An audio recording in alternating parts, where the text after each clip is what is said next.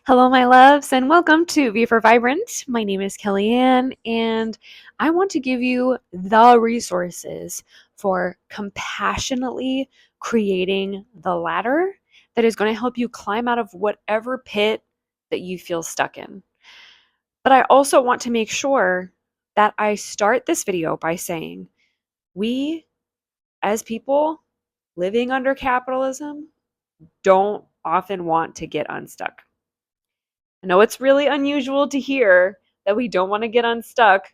Kellyanne, why wouldn't we want to get unstuck? Why wouldn't we want our freedom? Why wouldn't we want to live our lives the way that we want to? Why wouldn't we, if given all the resources that we need, choose to get ourselves out of any pit of despair or disappointment or that you could possibly think of? Why wouldn't we? Why wouldn't we? Why wouldn't we want to do that?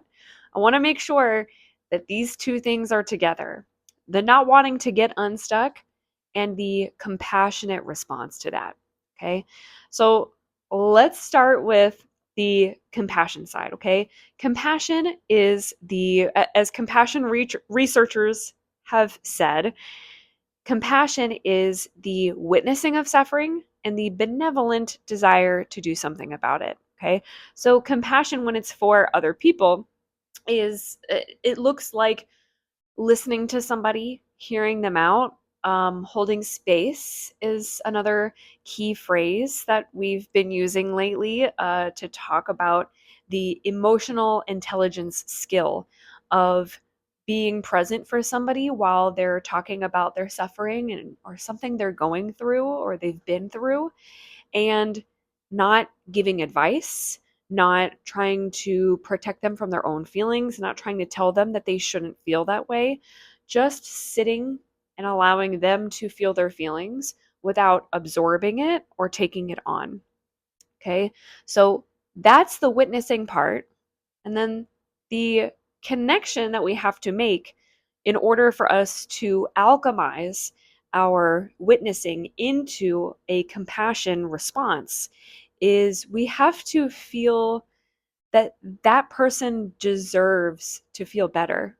We have to feel that that person deserves to not suffer anymore.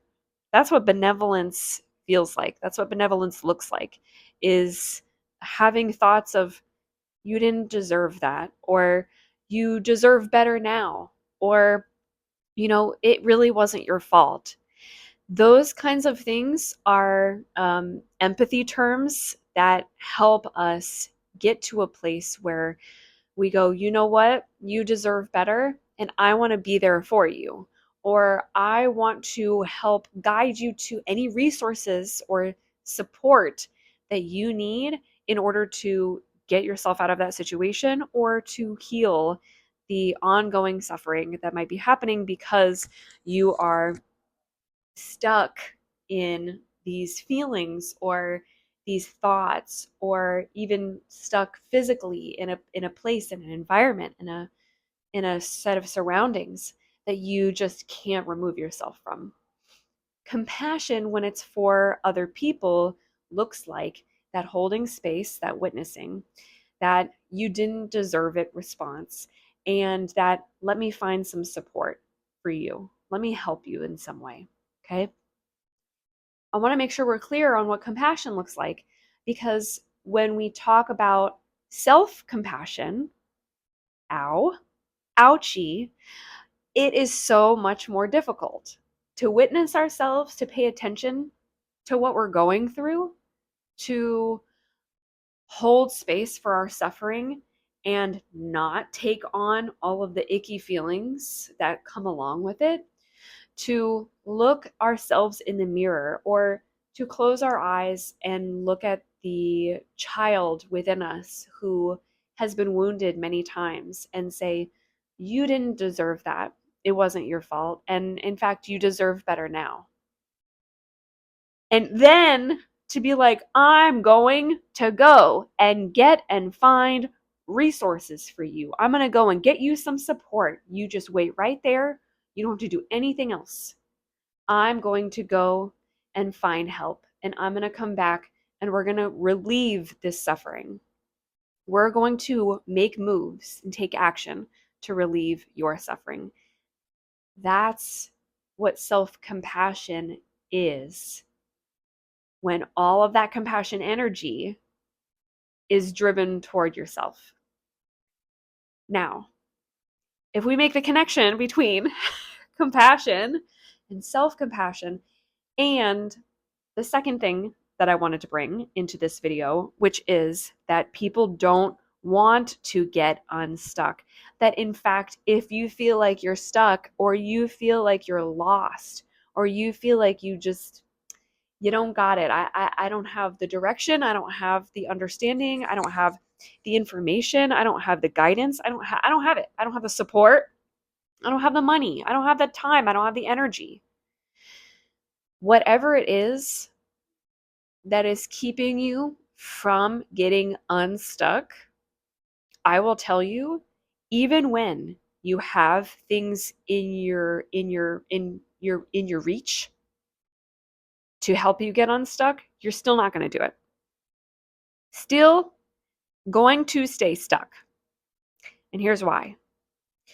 It's because we find ourselves in a global situation where we are becoming so comfortable with the uncomfortable. We're exposed to so many stories of suffering all the time that our apathy meter has risen. Our apathy tolerance has risen.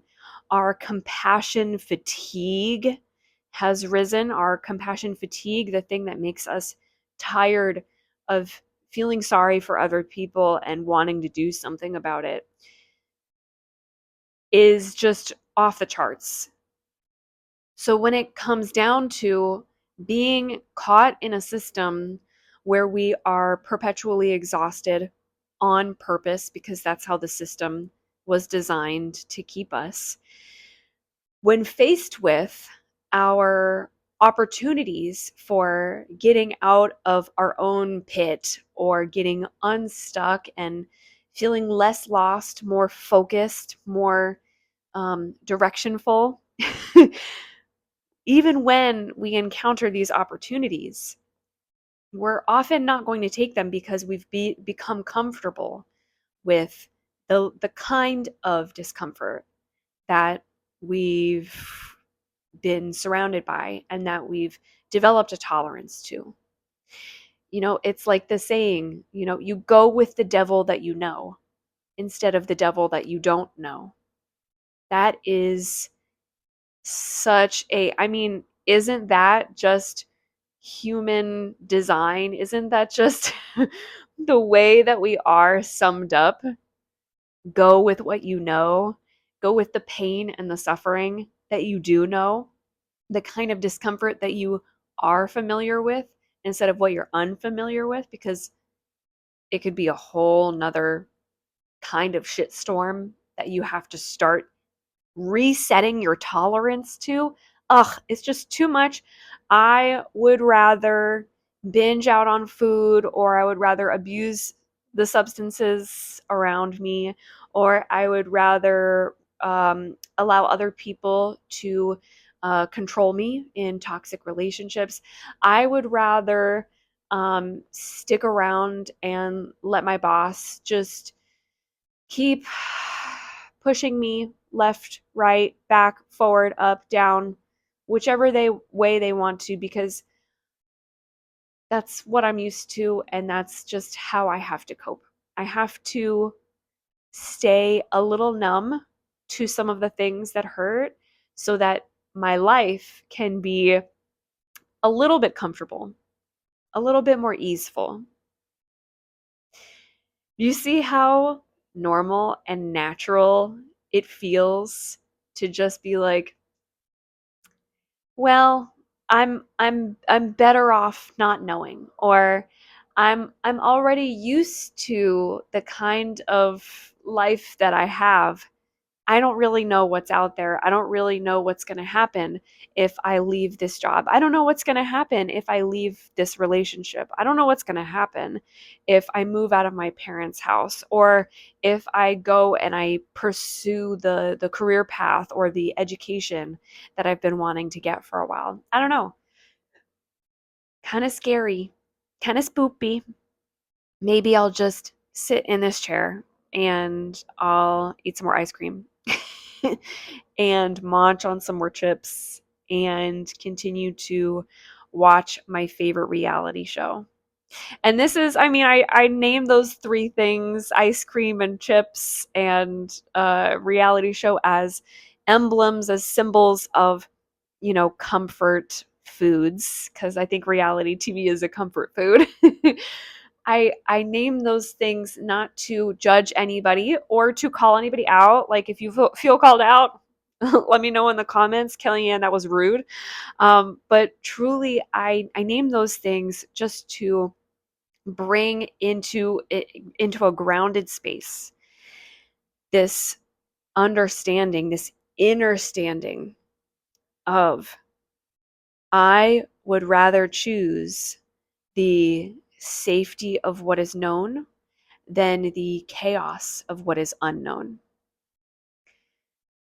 And what happens when we become self-compassionate and we start to hold space for the things that are uncomfortable in our world, what starts to happen is, if we follow compassion through to the end, we witness, we are benevolent, we do something to relieve the suffering.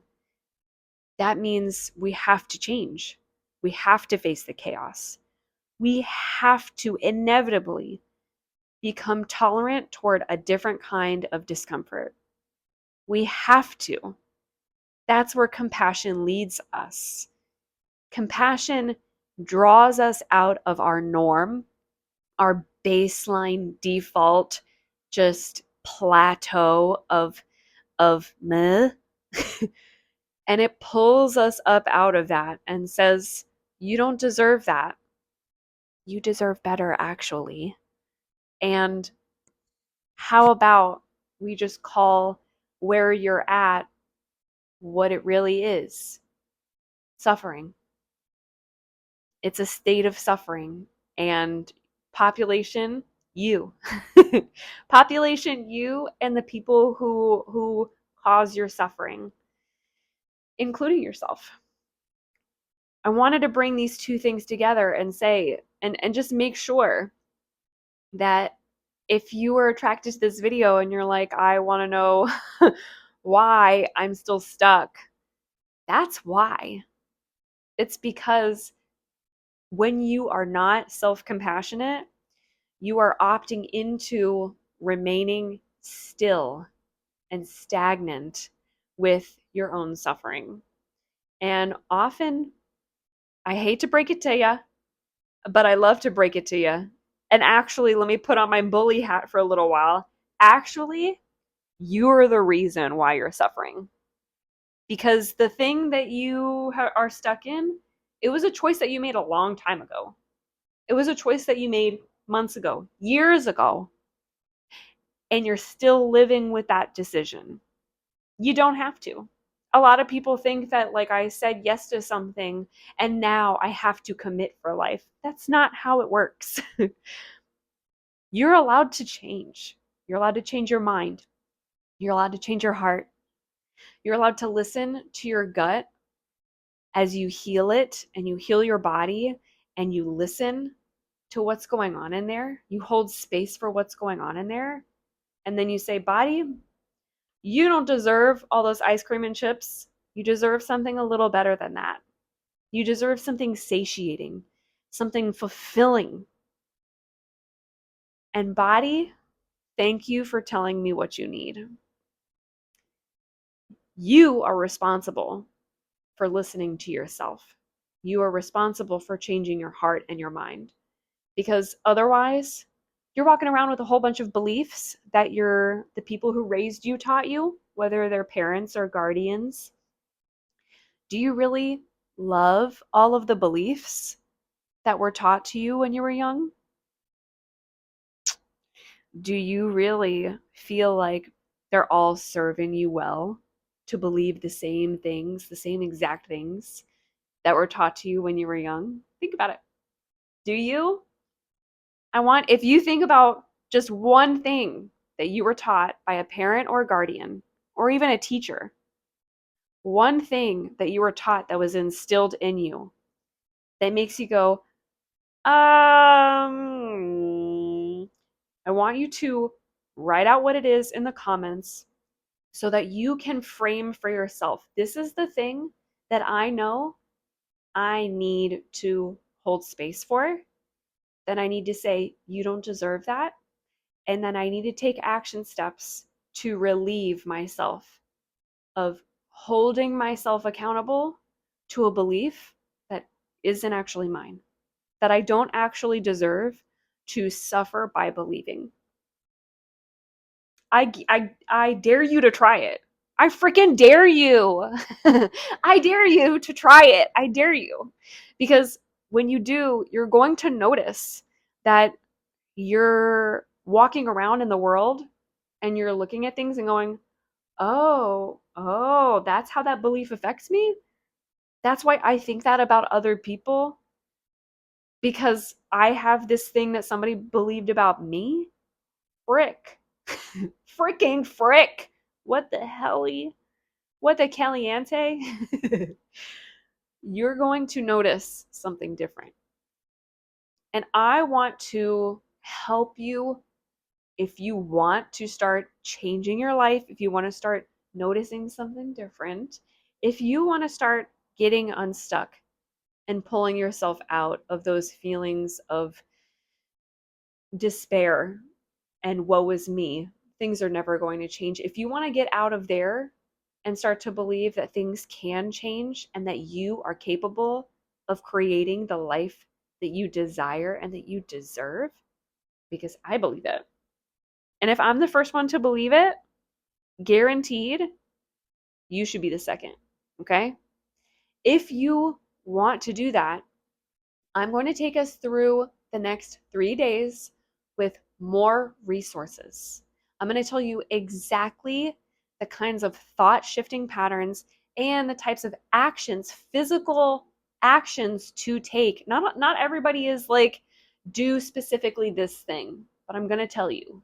Okay? I want you to be able to take steps and figure out if it's right for you, wrong for you, if you need to tweak it, if it's something that you want to continue doing as a daily practice, as a monthly practice, or that's not for me. I tried it, but I'm glad that I did because now I know what I don't like. And that's going to lead me to what I do like and what I do need. Okay. I'm going to give you 3 more days of resources, very specific things that I have done and that I have given to my clients and the folks in my Patreon, the V for Vibrant, Vibrant Resource Library and Community, so that they've been able to pull themselves out of those inner pits,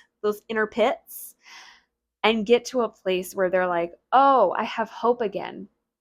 Oh, I have more of what I want in my life again. Oh, my life is starting to look like mine again. Oh, I'm starting to make different decisions and erase some of the bad decisions that I made in the past, or erase some of the choices that I had chosen to stay stuck in up until this point. I want you to get as free as you want to be. And I'm going to give you the resources. Number 3. I just knew that there was going to be a rhyme in there. I'm going to give you 3 more days of resources. So if you would like to join me in the pursuit of getting unstuck, I would love for you to like this video, subscribe, and tune in tomorrow so that you can find out, which one am I going to do next? Ooh, okay. The next one we're going to do is, what do I like about being stuck? Tune in tomorrow to find out. I love you so much. You're deserving of all the love you desire. And I hope you have a beautiful, wonderful rest of your day.